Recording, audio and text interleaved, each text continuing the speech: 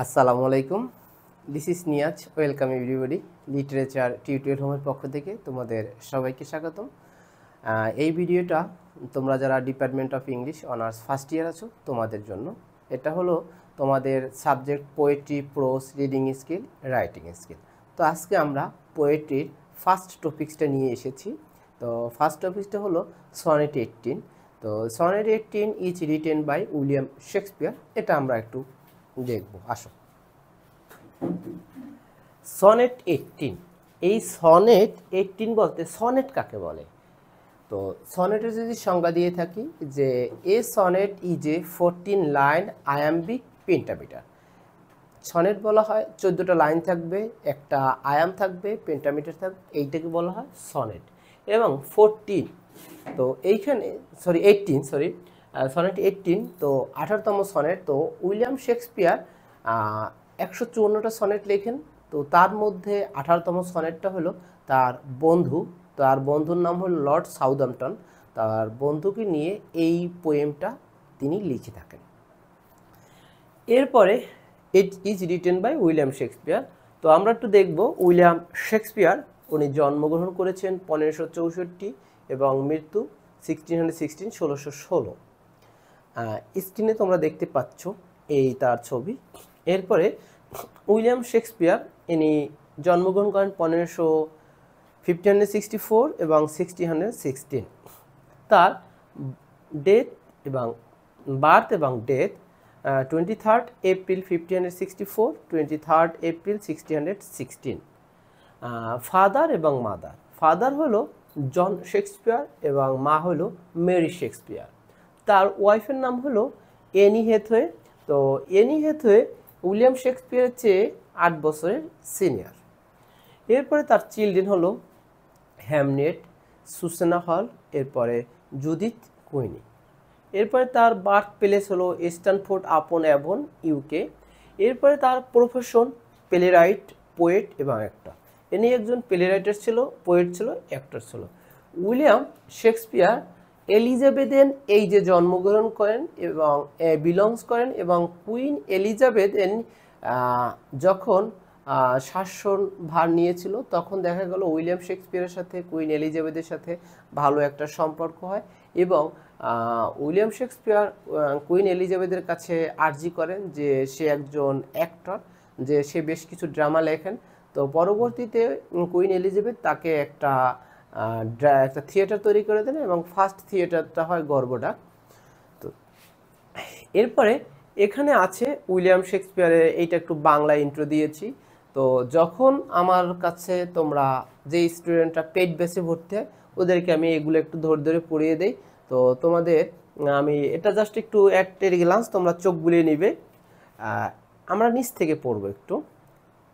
Title of Shakespeare, national poet of England, এর হলো একটা টাইটেল। তারপরে তাকে কিং উইদাউট ক্রাউন বলা হয়, ফাদার অফ ইংলিশ ড্রামা বলা হয়। এই তার একটা খুব সুন্দর একটা নামের টাইটেল।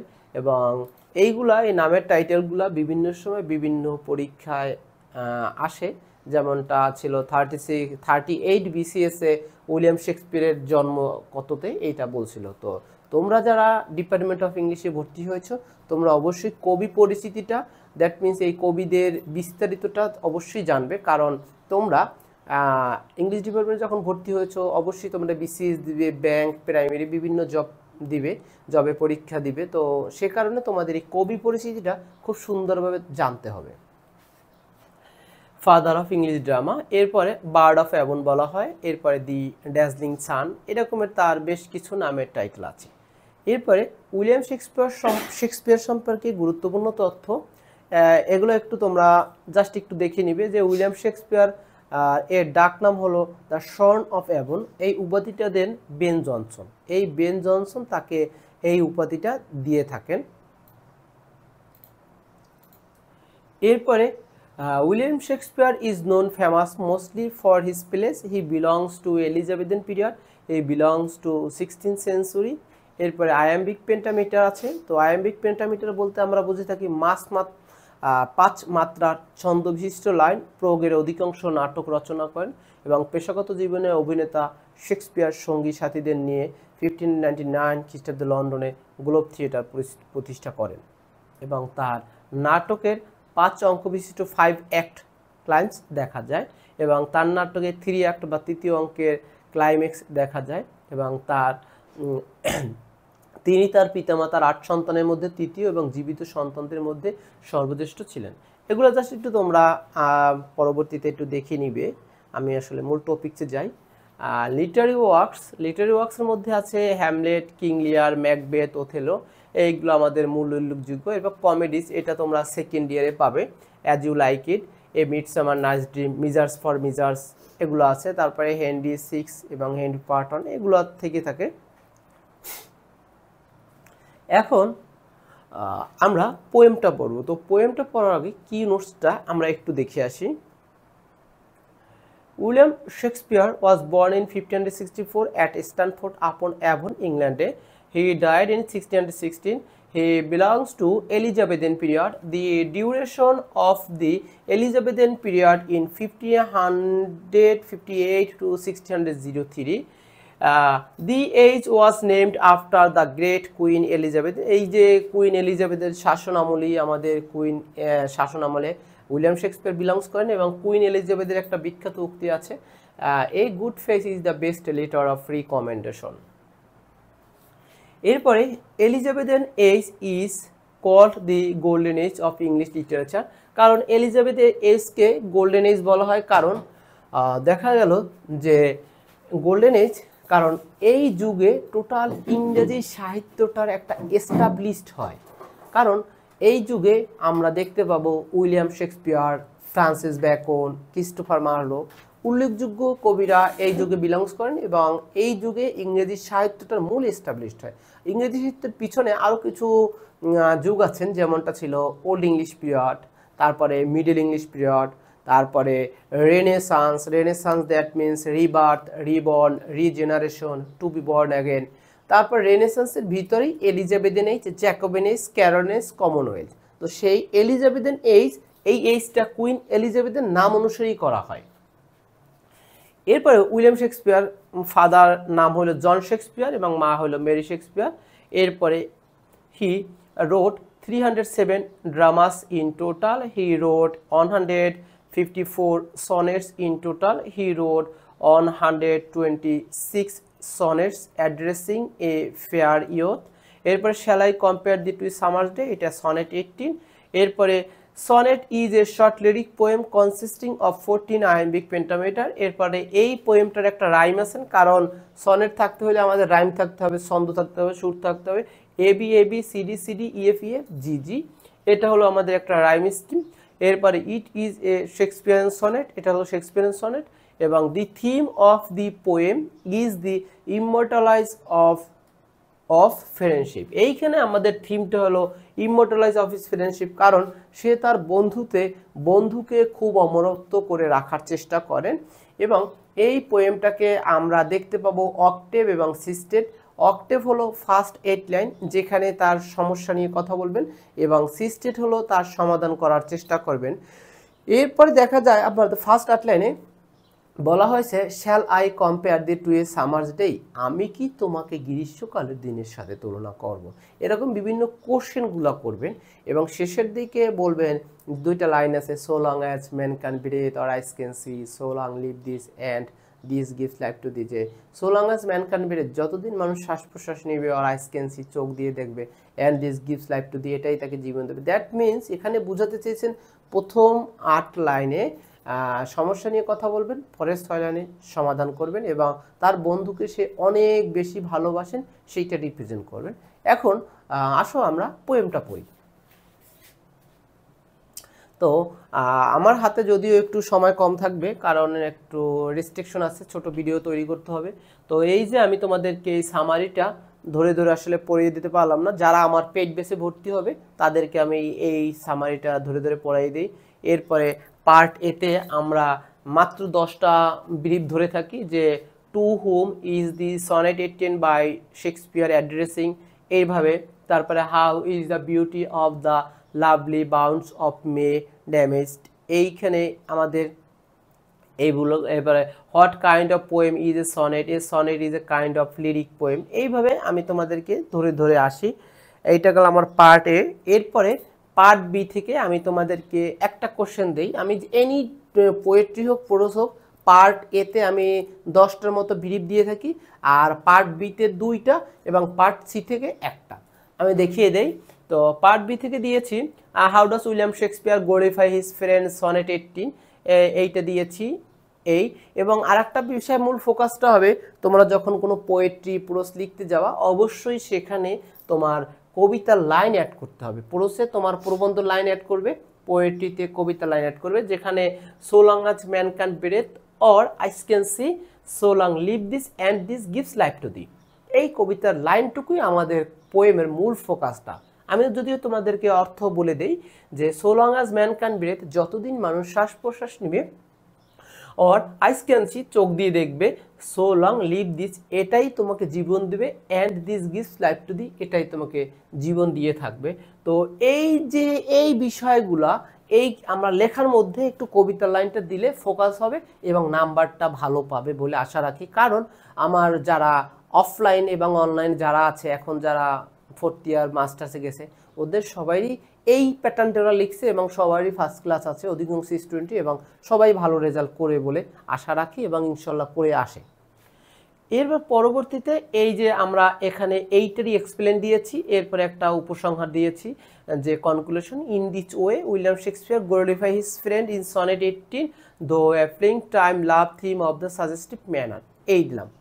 এরপরে পার্ট সি থেকে তোমাদেরকে আরেকটা কোশ্চেন দেই যে এই যে উইলিয়াম শেক্সপিয়ার দিয়ে এইটুকু আমরা উইলিয়াম শেক্সপিয়ারের আমি কবি পরিচিতটুকু দিয়েছি যে সে হলো একটা dazzling sun is regarded as the father of English drama. William Shakespeare, তার জন্ম 1564 অ্যাট স্ট্যানফোর্ড আপন অ্যাভন।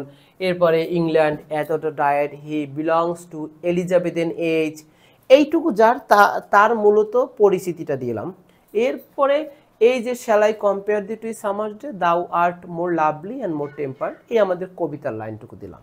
এরপরে এইটার ব্যাখ্যাটা দিলাম। এরপরে rough winds do shake the darling bounds of May and summer lease hath all too short a date, এই আমি কবিতার লাইনটা দিলাম।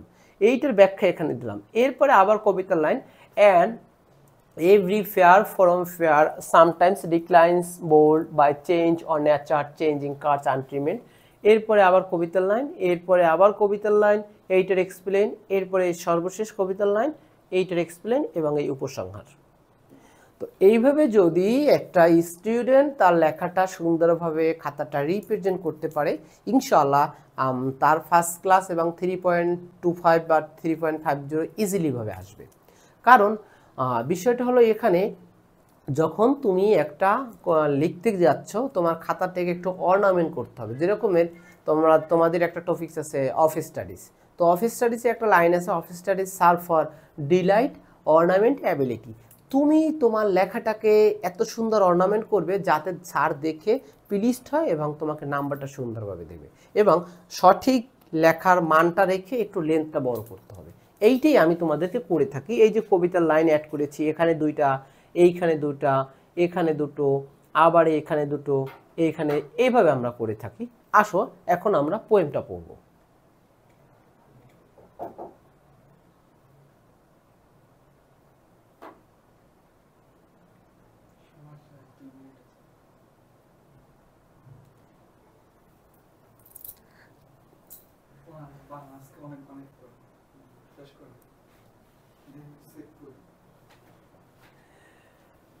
Shall I compare thee to a summer's day, আমি কি তোমাকে গ্রীষ্মকালের দিনের সাথে তুলনা করব। এই দি অর্থ তুমি, টু এ সামার্স ডে গ্রীষ্মকালের দিনের সাথে তুলনা করব। এরপরে দাউ আর্ট, এই আর্ট দ্যাট মিনস আর, দাউ আর্ট মোর দ্যাট আর্ট মানে আর, লাভলি অ্যান্ড মোর টেম্পারেট, তুমি এর চেয়ে অনেক উষ্ণ। বলছে কি আমি কি তোমাকে গ্রীষ্মকালের দিনের সাথে তুলনা করব বলে ইন্টারোগেটিভ সাইন দিয়েছেন। তারপর বলেছেন দাউ আর্ট মোর লাভলি, তুমি এর চেয়ে অনেক চমৎকার, অ্যান্ড মোর টেম্পার, তুমি অনেক উষ্ণ। এর বলছেন rough winds do shake the darling buds of May, rough winds এলোমেলো বাতাসগুলা do shake the darling birds of May. এই যে এলোমেলো বাতাসগুলা আমাদের কুড়িগুলাকে নাড়া দিয়ে যায়, তো নাড়া দিয়ে যায় এলোমেলো বাতাস। দেখা যায় যে আমাদের যেরকম কালবৈশাখী ঝড় হয় বা বিভিন্ন ঝড় টড় উঠে, এমনটা যে এলোমেলো বাতাস মে মাসে বাতাসগুলাকে এলোমেলো বাতাসগুলা কুড়িগুলাকে নাড়া দিয়ে যায়। And the summer's lease hath, এই হ্যাথে আমাদের হ্যাভ অথবা হ্যাজ। তো and the summer lease has all too short a day, এটা এই এলোমেলো যে বাতাসটা এটা খুব একটা অল্প সময়ের জন্য নাড়া দিয়ে, যেটা দীর্ঘ সময় হয় না। ধরো আমাদের দেশে যখন সিডর হয়েছিল বা কোনো ঝড় হয় অনেক সময় ধরে হয়, 2-3 মিনিটই আমাদের সব কিছু নাড়া দিয়ে যায়। এরপর বলছেন sometimes too hot the eye of heaven shine, এই আই অফ হ্যাভেন শাইন এটাকে বলা হয়েছে সান। তো মাঝে মধ্যে hot the eye of heaven shine, এই সূর্যটা মাঝে মধ্যে কিরণ দিয়ে থাকে, উষ্ণ হয়। And often is his gold complexion demanded, মাঝে মধ্যে এই রোদে গোল্ড কমপ্লিকজন, এই রোদের রূপটা ডিমান্ডেড মানে দুর্বল হয়ে যায়। দ্যাট মিনস আমরা বলতে পারি বিকেলবেলা আমাদের রোদটা যখন গোধূলি লগ্নে যায়, সূর্যটা অস্ত যাবে, তখন রোদের প্রখরতা আস্তে একটু কমে যায়। And every fair from fair sometimes declines, and every fair from fair, সুন্দর থেকে সুন্দরতম, সামটাইমস ডিক্লাইন্স, এটা ধ্বংস হয়ে যায়। By change or nature's changing course untrimmed, তো এই কার্স আনট্রিমেন্ট হবে without any change. By change এটা পরিবর্তন হয়, অর নেচার প্রকৃতির পরিবর্তনটা, কার্স আনট্রিমেন্ট এইটা কোনো কিছু ছাড়াই এটা তার একটা পরিবর্তন চলে আসে। But thy eternal summer shall not fade, এইটা কখনো তার এইটা বিলীন হওয়ার নাই, বিলীন হবে না। Nor lose possession of that fair thou owest, এই তার কখনো অধিকার হারাবে না, পয়জন অর্থ অধিকার হারাবে না, সুন্দরতম অধিকারটা এটা ভোগ দখল হবে না। নর শ্যাল ডেথ ব্যারেজ দাও ওয়ান্ডারেস্ট ইন হিজ শেড, এই মৃত্যুর ছায়াটাও তাকে বিচরণ করতে পারবে না, ওয়ান্ডারেস্ট বিচরণ করা, ইন হিজ শেড, তা মৃত্যুর ছায়াটা, ডেথ অর্থ মৃত্যু, মৃত্যুর ছায়াটা কখনো তাকে বিচরণ করতে পারবে না। When in eternal lines to time thou growest, এই when in eternal lines এই লাইনগুলোর মধ্যে to times thou growest আমাদের কবি বেঁচে থাকবে। So long as man can breathe, যতদিন মানুষ শ্বাস প্রশ্বাস নিবে, or eyes can see চোখ দিয়ে দেখবে, so long live this এটার মধ্যেই সে বেঁচে থাকবে, and this gives life to thee এইটাই তাকে জীবন দিবে। তো তাহলে আমি যদি তোমাদেরকে দেখাই এই পোয়েমটা,